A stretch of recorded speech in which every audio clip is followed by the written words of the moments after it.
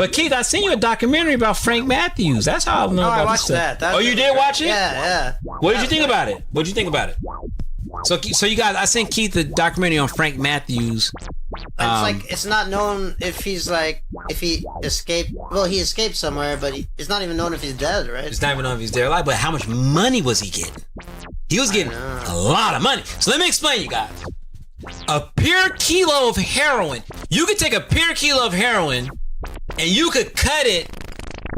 I might be wrong, but I'm pretty sure I'm right. You could cut that shit like 20, 30 times and you could still wholesale it. That means if you're a drug dealer, you could get 1 kilo of heroin, make 20 kilos, and you could still sell it to drug dealers. What? That means you don't got to be on the block selling it to dirty motherfuckers. How? If you get pure heroin, then you can... That's how strong pure heroin is, bro. Holy shit. Absolutely, dude. That's what Frank Matthews was doing. Frank Matthews... How was he getting pure heroin again? Because he hooked up with the Corsican mob. The Corsican mob were these French... And they were getting it from France? They were getting it from the Middle East.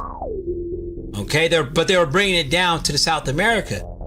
Okay? So the Corsicans was trying to hit the mafia dudes off, but the mafia was so, and I'm not gonna say nothing bad about the mafia. I'm not gonna say nothing inflammatory.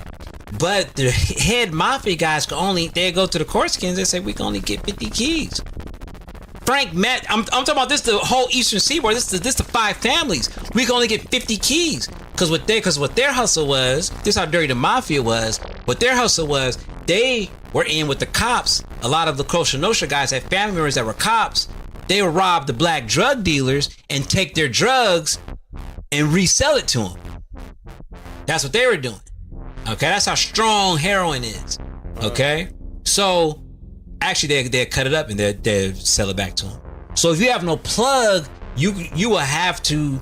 You had racism, you had the La Cosa Nostra, then you had the motherfucking cops. You feel what I'm saying?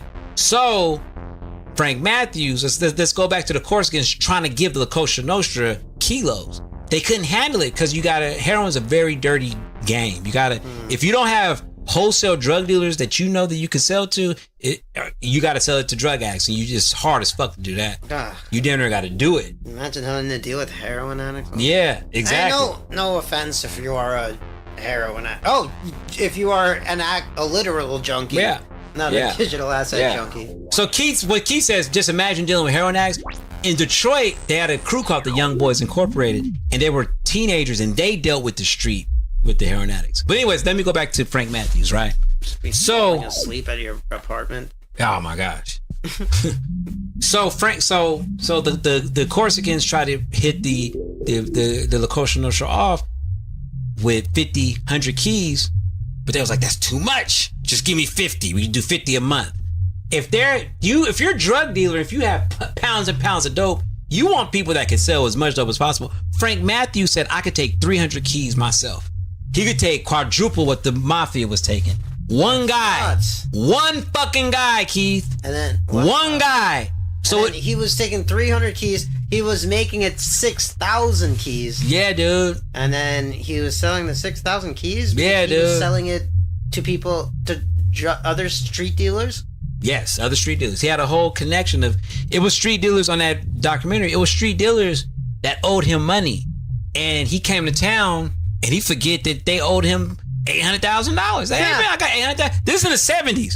Hey, I got $800,000. Oh shit, okay, for sure. One dude was bugging him. He was like, dude, if you broke, keep it, motherfucker. Fuck out of here, man. Don't fucking get at me for $80,000. That's how much money that dude had. So crazy fucking stories, man. Don't get at me for what could buy a luxury car. Yeah, he had too much money, man. Motherfucker got a boatload of money. And he just made off with it? Like when he escaped, he kept most of his money? I doubt it, man. I don't know, man. I don't know. How could he? I mean, there's not really a lot of stories afterwards. It's just because he disappeared, right? He disappeared, but I think how did he disappear again? I don't know. He just disappeared. Yeah. Nobody knows, obviously. Yeah, nobody knows. I don't know. Yeah, crazy. So that's the story of Frank Matthews.